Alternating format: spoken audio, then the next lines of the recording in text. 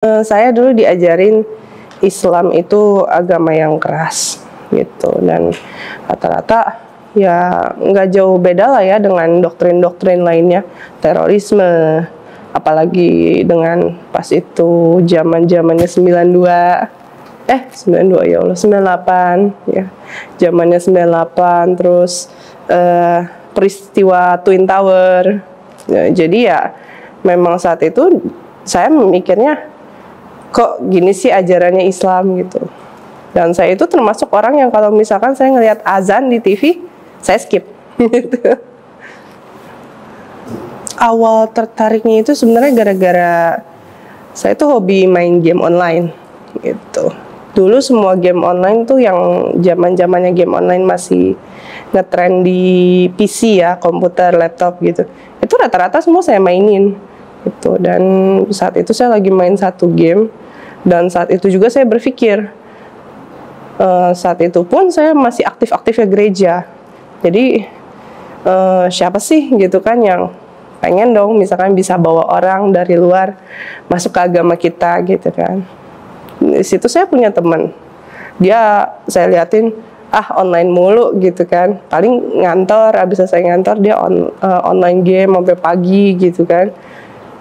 Saya pikir ya mungkin dia bukan seorang Islam yang taat sekali gitu. Jadi akhirnya ya saya coba ajak dia dialog singkat aja gitu. Saya sih yang nanya sama dia, kenapa sih kok Islam pas itu tahun 98 nyerang kita gitu, yang orang-orang Tionghoa gitu kan.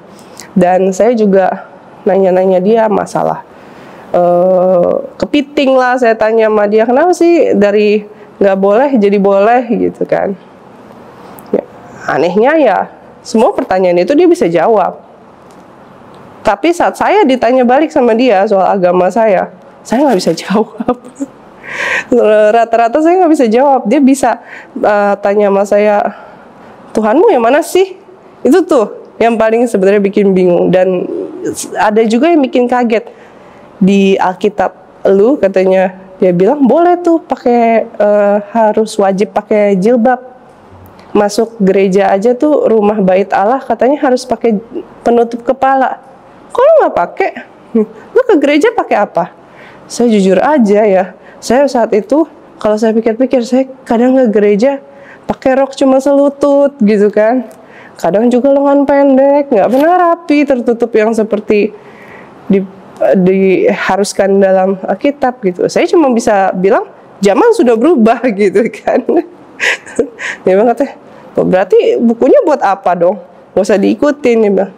Terus dia bilang, itu saya kaget karena saya baru tahu detik itu bahwa di Alkitab disuruhnya seperti itu gitu. Dan itu akhirnya membuat semua pertanyaan-pertanyaan saya pengen ada jawabannya. Dari yang masalah Tuhan yang saya percaya pas itu Yesus Kristus itu Tuhan apa bukan jadinya, apakah dia seorang nabi, apakah dia Tuhan, dan apa tujuannya juga saya berdoa sama Yesus Kristus, kalau memang dia ada cuman seorang nabi dan memang yang harus disembah ya, yang mungkin saat itu dibilangnya Allah Bapa ya kalau di Katolik gitu kan. Jadi kenapa dia yang Tuhan, bukannya Allah Bapanya yang Tuhan gitu. Dan banyak lagi sih pertanyaan, dan yang lumayan bikin saya timbul banyak keraguan-keraguan itu masalah menyembah berhala juga.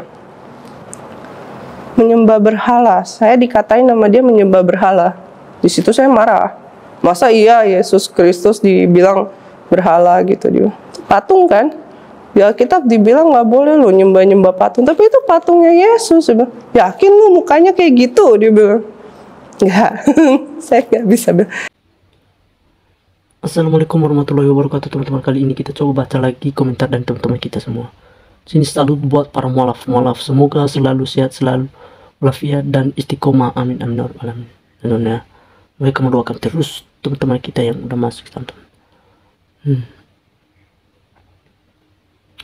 Masya Allah, senang banget lihatnya. Mereka sangat senang tuh melihatnya para mualaf berkumpul. Semoga Allah selalu melindungi dan selalu istiqomah. Amin amin ya rabbal alamin. Mereka sangat-sangat salut teman-teman dalam mendengarkan cerita para mualaf. Mungkin karena mereka baru-baru nonton. Nah, ada di sini saya ikut bangga.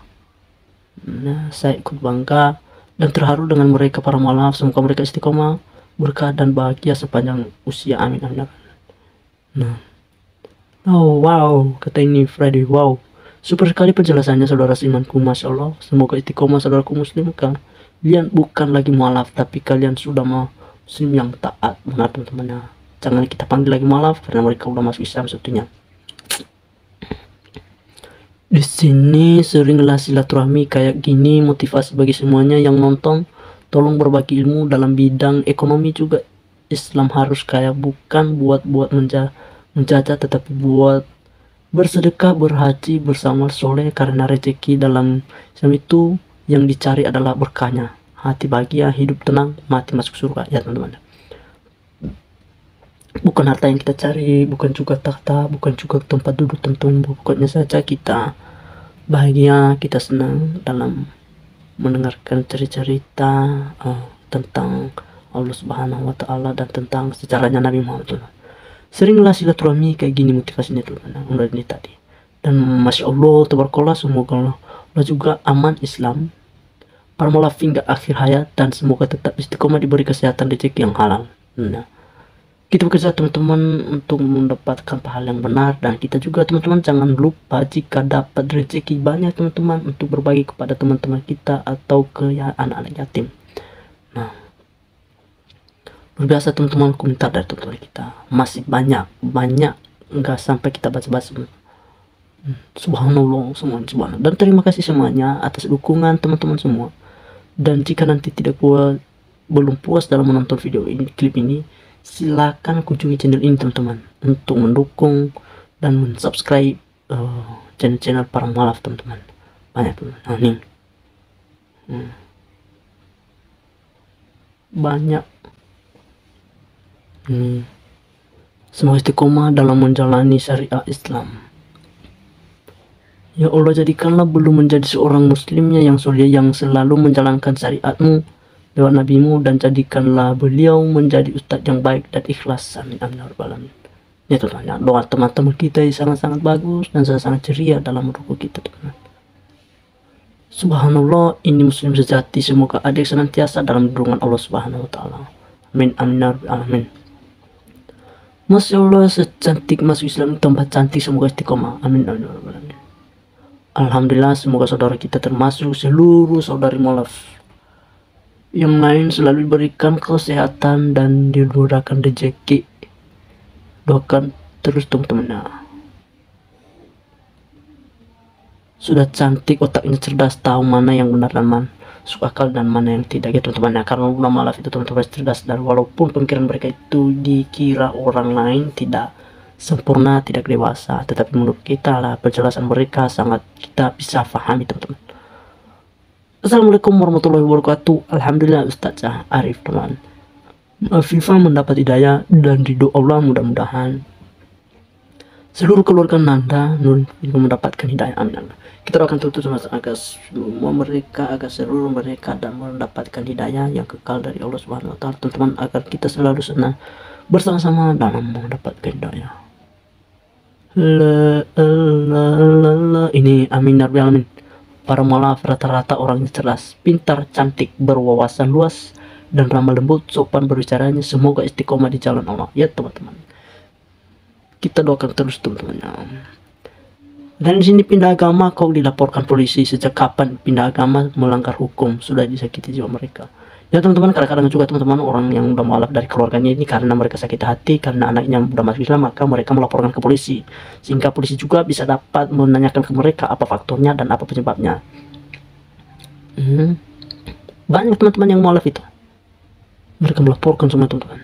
Masya Allah, alhamdulillah, semoga mendapatkan pertolongan Allah Subhanahu wa Ta'ala dalam situasi apapun. Semoga istiqomah. Amin amin amin. Komentar-komentar mereka semua pada baik-baik semua teman, nggak ada yang nggak baik. Nih. Alhamdulillah saudaraku, Kembali ke agama fitrah Islam, semoga selalu diberikan kesehatan dan rezeki, dipanjangkan umur, semoga tetap istiqomah dengan imannya dalam lindungan Allah Subhanahu wa taala. Amin amin amin.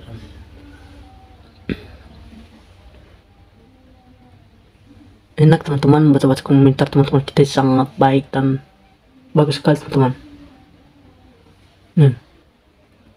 Pilu sekali pilu sekali mendengar cerita ini. Sabarlah saudara, kamu bukan sendiri. Umat muslim di NKRI ini adalah saudaramu semua. Allah Maha dalam segala-galanya. Anggaplah ini ujian pertamamu untuk menguatkan keimananmu. Semoga sehat selalu, istiqomah dalam Islam. Amin amin amin. Kata beliau di sini teman-teman, di Islam di negara Indonesia ini bukan hanya satu, tetapi banyak teman-teman, bahkan mayoritas di sini teman-teman Islam semua. Anda sini, Masya Allah, wajahnya jadi terlihat lebih cerahnya setelah jadi muslim. Betul ya? Memang saya udah duga seperti begitu teman-teman komentar dari teman-teman. Alhamdulillah, semoga tetap istiqomah dan tidak goyah iman Islamnya, serta dijauhkan dari segala godaan yang menjauhkan dari iman Islam. Amin. Dan moga kedua orang tuanya juga mendapat hidayah dari Allah Subhanahu wa taala. Amin teman-teman. Kita doakan teman-teman, mudah-mudahan keluarga beliau dan orang tua beliau bisa dapat hidayah untuk Islam. Tentunya doa terus teman, berdoa terus teman-teman, agar makin banyak yang masuk Islam, agar kita bersama-sama nanti di dalam surga yang diberi oleh Allah kita, Allah Subhanahu wa taala. Manusia pertama yang dihidup di dunia ini yaitu Adam as-Salam, sujud dan memohon ampun kepada Tuhan pencipta alam semesta, yaitu Allah Subhanahu wa taala. Ini teman-teman, kita saling. Nabi Adam aja sholat dan memohon kepada Allah, dan beliau sangat menghormati Allah itu teman-teman, karena Adam itu nggak ada Adam itu tanpa Allah dulunya teman-temannya. Nah, disitulah kita pemikiran kita, bagaimana cara kita untuk mencerdaskan kehidupan ini dalam mengenal mana yang salah dan mana yang benar. Amin. Orang Batak ini teman-teman, orang Batak cukup banyak yang masuk Islam. Mungkin ini daya buat manusia yang mau berpikir atau itu Islam adalah agama yang diridhoi oleh Allah. Nah teman-teman, ini orang Batak teman-teman, banyak orang Batak katanya yang udah masuk Islam. Karena di orang Batak itu teman-teman, mayoritas di Sumatera itu orang Kristen dan Katolik teman-teman. Terima kasih semuanya atas komentarnya teman-teman. Ini lagi ini. Semua manusia yang terlahir ke dunia ini, baik dari agama maupun orang tuanya, adalah suci. Kenapa dibilang terlahir Kristen? Sebelum seorang akhi balik belum bisa ditetapkan sebagai terlahir Kristen, dan juga tidak dijatuh hukum dosa begitunya ya teman-teman. Karena kalau udah mualaf itu teman-teman, berarti dosanya dihapus oleh Allah Subhanahu wa taala. Makanya kita selalu istiqomah dalam memeluk Islam. Koruptor, maling, killer, jenel itu baru dilapor loh. Orang mau cari Tuhan, ketemu Tuhan asli kok dipolisikan. Itu keyakinan kalau ketuhanan mah personal lah. Believe to good is from Israel. Ini teman bahasa Inggris teman. Nah, di sini alhamdulillah dapat hidayah. Hanya Islam agama yang diridhoi Allah Subhanahu wa taala, karena yang bisa menolong di akhirat kelak hanya Allah, sedangkan Yesus atau Nabi Isa itu hanya seorang nabi, bukan Tuhan. Berat teman-teman. Kita udah bahas dari dulu teman-teman bahwa Yesus itu adalah utusan, bukan Allah. Masih banyak komentar teman-teman. Ini lagi banyak yang dipanggil, sedikit yang terpanggil. Lihat teman-teman, banyak yang dipanggil tetapi sedikit yang terpanggil.